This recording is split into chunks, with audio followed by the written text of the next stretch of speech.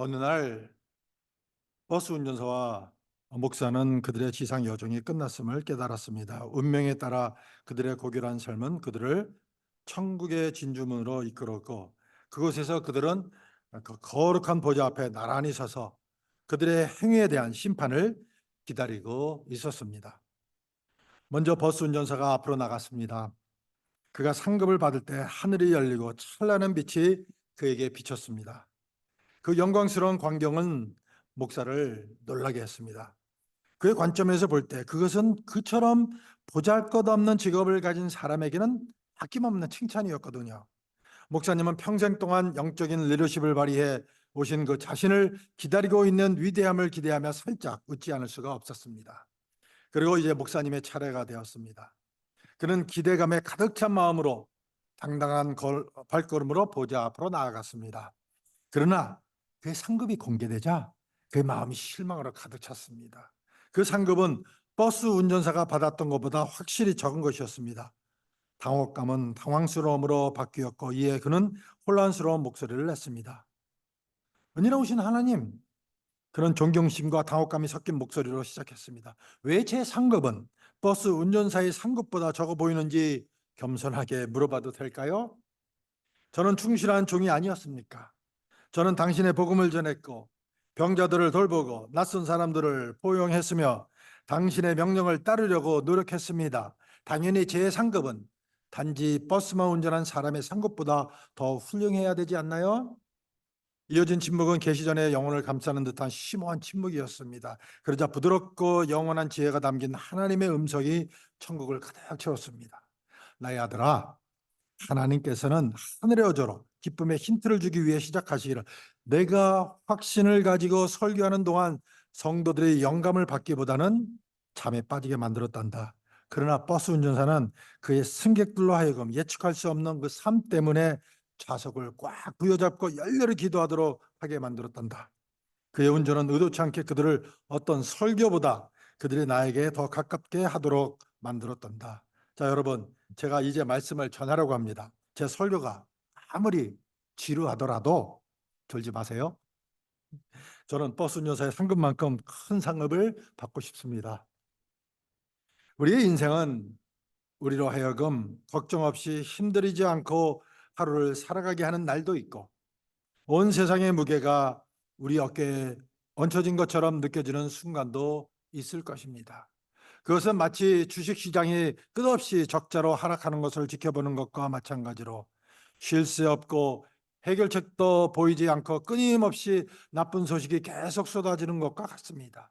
바닥이 보이지 않고 그저 나선형으로 하락하는 것처럼 보여집니다. 이런 때 그리스도인으로서 우리는 시선을 위쪽으로 돌리는 것에 위안과 힘을 찾습니다. 우리는 기도를 통해 우리의 짐을 하나님의 발 앞에 내려놓고 우리 혼자 감당하기에는 너무 무거워 보이는 그 무게를 하나님께서 짊어지실 것을 신뢰하는 힘을 배웠습니다. 이러한 깨달음은 우리에게 깊은 위안과 기쁨을 가져다 줍니다. 하지만 우리는 기도할 때 할 말을 잃은 적이 얼마나 자주 있습니까? 수없이 우리는 마음이 무겁고 영이 무거운 마음으로 하나님께 다가가지만 우리가 겪고 있는 그 문제의 무게로 인해 말문이 막히고 어디서부터 시작해야 할지 확신할 수 없게 된다는 사실을 깨달을 때가 있습니다. 많은 그리스도인들이 어떻게 효과적으로 기도할 것인가라는 근본적인 도전과 실험하고 있습니다. 바울은 오늘 본문에서 바로 이 문제를 다루며 통찰력과 위로를 제공해 주고 있습니다. 이와 같이 성령도 우리 연약함을 도우시나니 우리는 마땅히 기도할 바를 알지 못하나 오직 성령이 말할 수 없는 탄식으로 우리를 위하여 친히 간구하시느니라. 우리 마음을 살피시는 이가 아시느니라.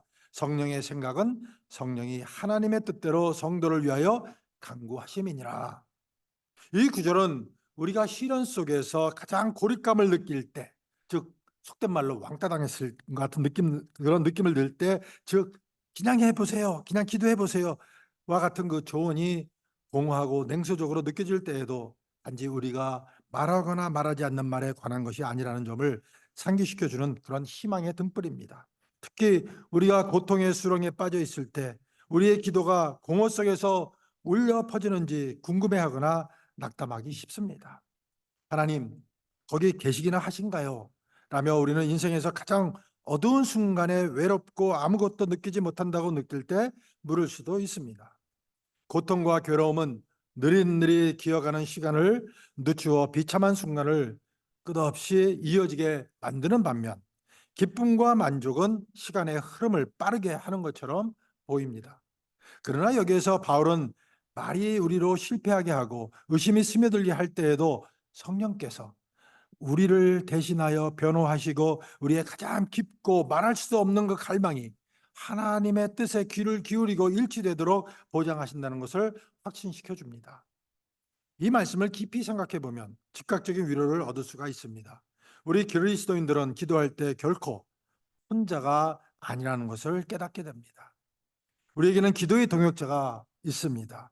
바울은 우리의 기도의 동역자인 성령님을 드러냄으로써 위로가 되는 이 진리를 우리들에게 가르쳐 주고 있는 것입니다. 그분의 임재는, 성령님의 임재는 우리와 분명히 함께 계시고 하나님께서 참으로 우리의 기도를 듣고 계신다는 것을 우리에게 확신시켜 주고 있습니다. 하지만 이 계시는 우리를 익숙한 난관으로 되돌려 놓기 쉽습니다. 하나님께서 듣고 계시다는 사실이 위로가 되기도 하지만 기도하는 것 자체가 때로는 할 말을 잃게 할 수도 있다는 것입니다. 무릎을 꿇거나 머리를 숙이는 순간 우리가 하나님께 무엇을 어떻게 간구해야 할지를 모를 때가 있습니다. 우리는 기도하고 싶어 하나님께로 향했지만 무슨 말을 해야 할지 몰랐던 우리 자신들을 발견한 적이 혹시 있으십니까? 여러분만 그런 것은 아닙니다. 목사인 저도 간혹 그럴 때가 있습니다.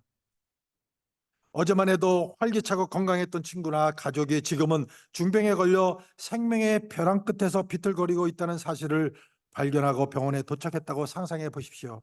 깊은 충격을 받은 우리는 병원 채플에서 피난처를 찾습니다. 그곳에서 우리가 사랑하는 사람들에 대한 생각이 넘쳐나고 그들의 갑작스러운 나약함이 우리를 압도하며 우리는 기도할 때 할 말을 잃게 됩니다. 제가 신학교 시절 너무나 익숙했던 이 시나리오는 저에게 무엇을 기도해야 할지에 대한 어떠한 공식을 남겨주지 않았습니다. 아직도 스트럭을 하고 있습니다. 아직도 고심하고 힘들어하고 있습니다. 지금도 저는 기도를 명확하게 표현하는데 종종 어려움을 겪습니다. 개인적인 혼란으로 가득 차 있던 시절을 한번 생각해 보십시오. 자녀가 병에 걸리거나 배우자와의 가혹한 논쟁으로 인해 몸이 휘청거릴 수도 있습니다. 감정에 사로잡혀 기도하려고 주님, 오늘 모든 일이 잘못되었는데 저희 어려움 가운데 어디서부터 주님의 인도를 구해야 할지 막막합니다 하고 이렇게 할 때가 있다는 겁니다. 아니면 어떻게 기도해야 할지, 나아가 어떻게 해야 할지 확신할 수 없게 만드는 딜레마에 대해 한번 생각해 보십시오. 우리는 가슴 아픈 결정을 내리기 위해 씨름하고 있을 수도 있습니다. 주님, 의사들이 제 아버지가 뇌세 상태라고 합니다. 생명유지 장치를 끊어야 할까요? 아니면 계속 유지해야 할까요? 주님, 우리 교회에는 아이디어가 넘쳐나는데 어느 길이 옳은가요? 주님, 잠재적인 실업에 대해 직면한 상황에서 회사가 축소되면 가족을 어떻게 부양할 수 있나요? 저희 목회 초기 때 제가 주로 백인교회 섬기는 것을 주저한 이유 중에 하나는 믿거나 말거나입니다, 여러분. 영어로 기도하는 것에 대한 또 영어로 말씀 전하는 것에 대한 그 두려움 때문이었습니다. 믿어지세요? 아무도 안 믿으시는 것 같아요. 솔직히 말해서 저는 목회자로서의 역할에도 불구하고 영어와 한국어로 기도하는 것이 여전히 어렵다는 것을 깨닫고 여전히 이 문제와 씨름하고 있습니다. 여러분은 저에게서 이것을 느끼지 않으셨습니까? 느끼지 못하셨다면 감사하게도 다행이고요. 목사가 기도도 제대로 못한다고 한다면 누가 우리 교회에 오려고 하겠습니까? 그러니까 여러분 그냥 모른 척, 그렇다 하더라도 모른 척 해주세요. 우리 모두는 어려운 도전에 직면해 있습니다. 우리 중 많은 사람들이 이 도전 목적에 추가하거나 개인적인 투쟁 이야기를 공유할 수가 있습니다. 이러한 순간에 우리는 완전히 압도당하고 기도를 통해 어려움을 해결받아야 한다는 사실을 절실히 인식하지만 어디서부터 시작해야 할지, 정확히 무엇을 구해야 할지 종종 혼란스러워할 때가 있습니다. 하지만 확신할 수 있는 것은 그 어느 때보다 우리의 삶 가운데 하나님의 임재가 절실히 필요하다는 사실뿐이라는 것입니다. 감사하게도 성경은 그러한 순간에 깊은 위로를 우리에게 줍니다. 하나님은 우리 인생의 투쟁에 대해 단지 침묵하고 계시는 분이 아니십니다. 그분은 우리의 기도를 적극적으로 도와주십니다. 성령님은 그냥 곁에 계시지 않습니다. 사도 바울이 이와 같이 성령도 우리의 연약함을 도우시나니 우리는 마땅히 기도할 바를 알지 못하나 오직 성령이 말할 수 없는 탄식으로 우리를 위하여 친히 간구하시느니라며 우리를 안심시켜 주듯이 성령님은 우리의 불확실함 속에서 우리를 인도해 주신다는 사실입니다. 의심과 약함의 순간에 우리가 붙잡을 수 있는 확신은 하나님께서 우리의 기도를 듣고 인도해 주신다는 것입니다. 우리의 약점은 우리의 제약된 본성과 고통에서 비롯이 됩니다. 그러나 하나님은 이러한 연약한 순간에도 항상 임재하시며 우리의 기도를 인도해 주실 준비가 되어 계신다는 겁니다. 우리가 기도를 어디서부터 시작해야 할지 막막해 할 때 하나님은 이미 우리 마음의 소망에 귀를 기울이시고 주의 깊게 들으시며 우리가 그분께 요청하는 것을 분명히 표현하도록 도와주신다는 사실입니다. 하나님께서 단지 수동적으로 우리의 기도를 들으시는 분이 아니라 성령님을 통해 우리가 기도에 필요한 바로 그 적절한 단어를 찾도록 적극적으로 도와주신다는 사실을 안다는 것은 큰 위로가 됩니다. 본문은 마음을 감찰하시는 이가 성령의 생각을 아시나니 이는 성령이 하나님의 뜻대로 성도를 위하여 간구하심이니라고 말해주고 있습니다. 얼마나 감사한 일입니까? 인생의 여정 가운데 특히 어려움에 처하면 무엇을 어떻게 간구해야 할지 모르고 끙끙 앓을 때 하나님의 뜻대로 성령님께서 저와 여러분을 위해서 기도해 주신다니 이보다 더 좋은 기도의 동역자가 어디 있겠습니까?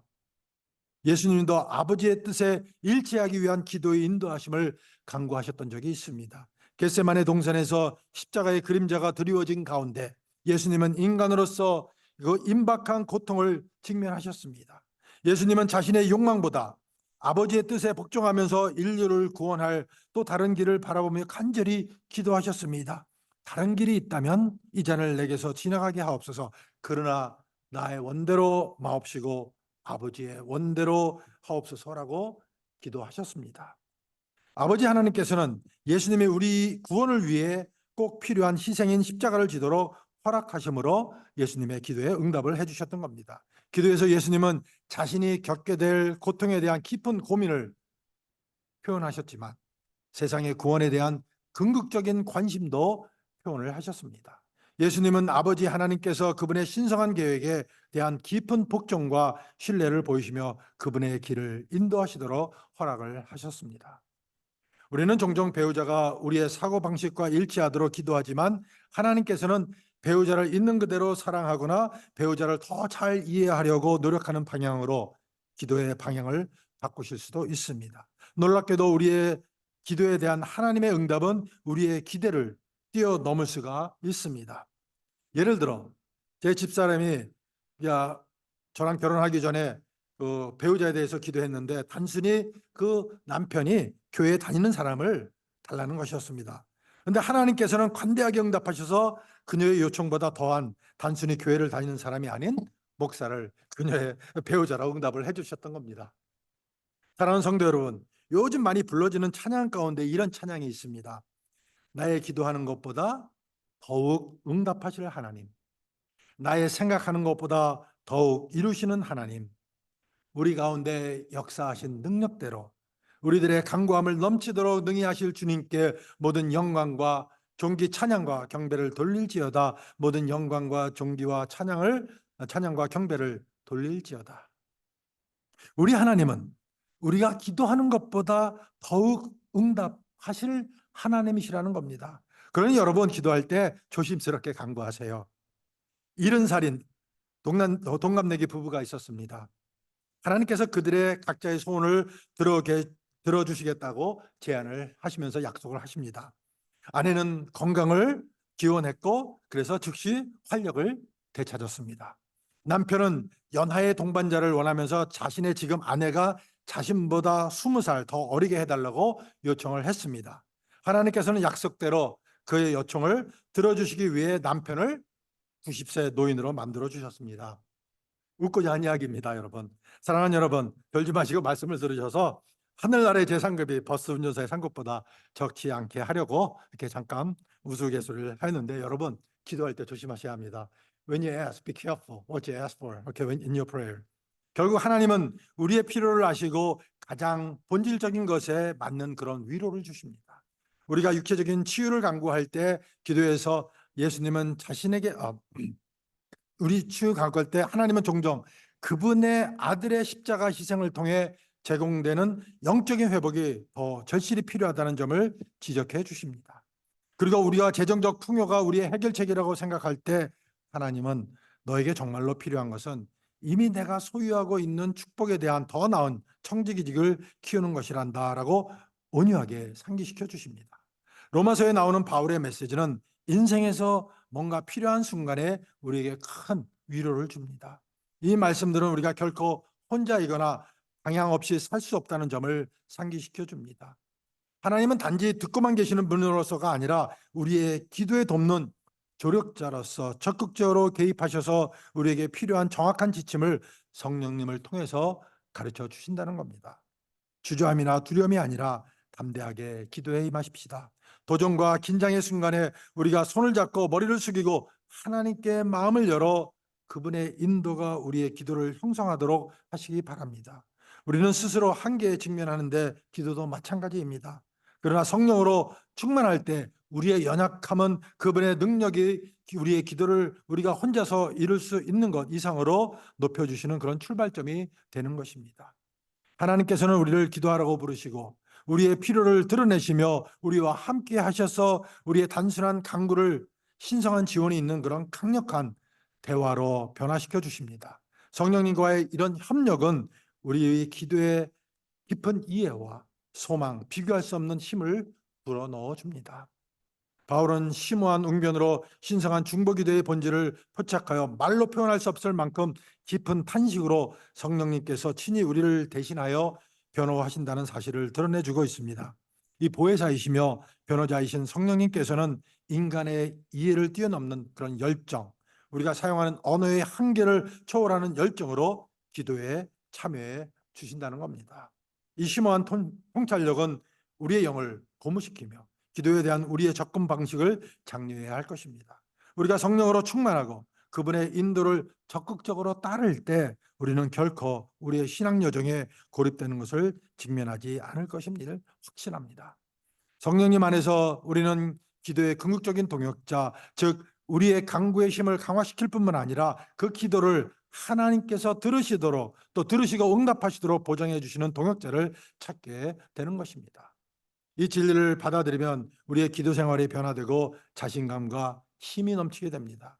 우리가 믿음의 그 복잡성을 헤쳐나갈 때 성령님의 임재는 우리의 기도, 심지어 말로 표현되지 않는 기도라도 명확하고 목적 있게 하나님께 올려지도록 보장해 주십니다.